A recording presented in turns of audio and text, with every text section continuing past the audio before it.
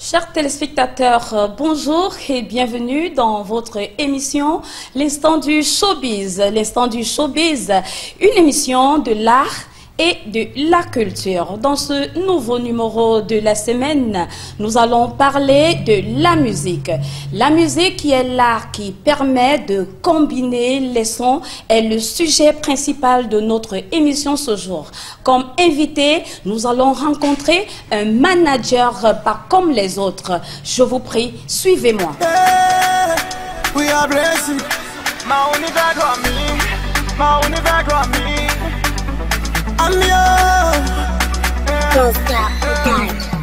Nous avons un invité spécial, celui-là même qui s'est fait démarquer au milieu des autres. Qui est Estil Ghislain en quelques mots? Estil Ghislain Agoudji, je suis manager d'artistes, je suis membre de l'association des managers culturels actifs du Bénin, donc l'association AMACAB qui regroupe la plupart des managers d'artistes du Bénin. C'est quoi un manager artiste? On peut dire que c'est un mot anglais, to manage, qui veut dire gérer, diriger, prendre le contrôle, administrer.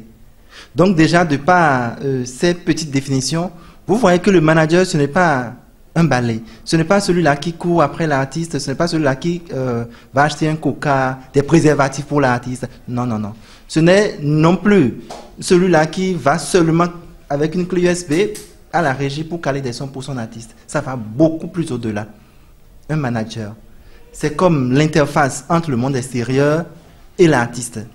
C'est le premier conseil de l'artiste. Y a-t-il une différence entre un manager et un producteur? Parce que beaucoup de téléspectateurs comme moi sont profanes. Donc ce jour, on aimerait savoir quelle est la différence entre ces deux personnes. J'aime beaucoup caricaturer. J'ai bien envie de dire que si nous étions dans une entreprise, ouais, parce que le showbiz, c'est une entreprise. Nous sommes d'accord. L'artiste fait le show et le manager le business. C'est là le show business. Nous sommes d'accord. Donc, si nous nous mettons dans cette perspective, nous pouvons dire, à la limite, que le producteur est le PDG. Bon, on peut dire ça. Le manager est le directeur commercial et marketing. L'artiste est le produit qu'on vend. Ghislain, est-ce que c'est possible de jouer ces deux rôles? C'est pas trop intéressant de jouer ces deux rôles. Le producteur, c'est comme le bailleur de fonds. Oui. C'est comme l'investisseur. Le manager, c'est la tête pensante de l'entreprise. C'est lui qui définit les stratégies. C'est lui qui voit son artiste dans telle ou telle année, à quel niveau son artiste serait. C'est lui qui pense l'image de son artiste. Le producteur peut user de son aura parfois, s'il est aussi du showbiz, parce que tu peux produire tu peux être producteur d'artistes sans être en amont dans le showbiz. Tu as un artiste que tu apprécies bien, que tu admires. Il peut te venir de vouloir le produire parce que tu en as les moyens. C'est différent. Mais pour un producteur qui est sachant, qui est connaissant dans le domaine, il peut jouer de son aura dans la promotion de l'artiste. Mais ce n'est pas trop gai. Ce n'est pas que c'est incompatible. Non. Mais ce n'est pas trop gai. Ce n'est pas trop intéressant que le producteur joue en même temps le rôle de manager, ni que le manager joue le rôle de producteur. Et actuellement, vous travaillez avec combien d'artistes, par exemple? Mes artistes, c'est comme mes secondes femmes. Je les apprécie, je les adore. Je travaille avec Nicanor, dont je suis membre du label We Are Blessed. Nous sommes d'accord. T-Boy Chala, Master Kids, Belmont Z aussi, pour ne dire que ça. Maintenant, je suis en train de migrer. Pour être franc, je suis vraiment en train de migrer du management à la production. Et donc, j'ai des pépites d'or. Il y a Noati et Kadir, qui sont deux jeunes qui sont en train de venir actuellement, avec qui je suis en train d'apprendre la production, parce que le monde de la production est un tout autre monde. Je salue même au passage ceux qui s'efforcent de rester toujours dans la production. Monsieur Estil, depuis combien d'années êtes-vous dans ce domaine? Au départ, moi, je suivais les artistes et quand on les farotait, moi, je leur ramassais les sous.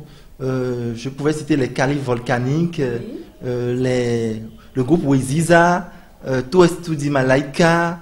Bon, il y a plein de groupes dans le temps. Moi, je les suivais. J'étais encore un peu plus jeune. Je les suivais.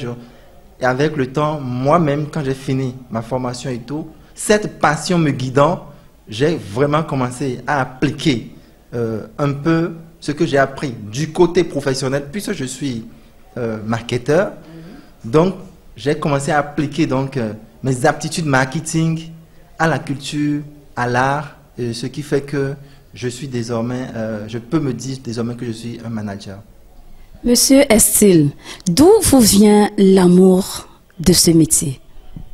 J'aimais beaucoup quand papa jouait les sons de Baiser et Alokpon, c'est des artistes traditionnels.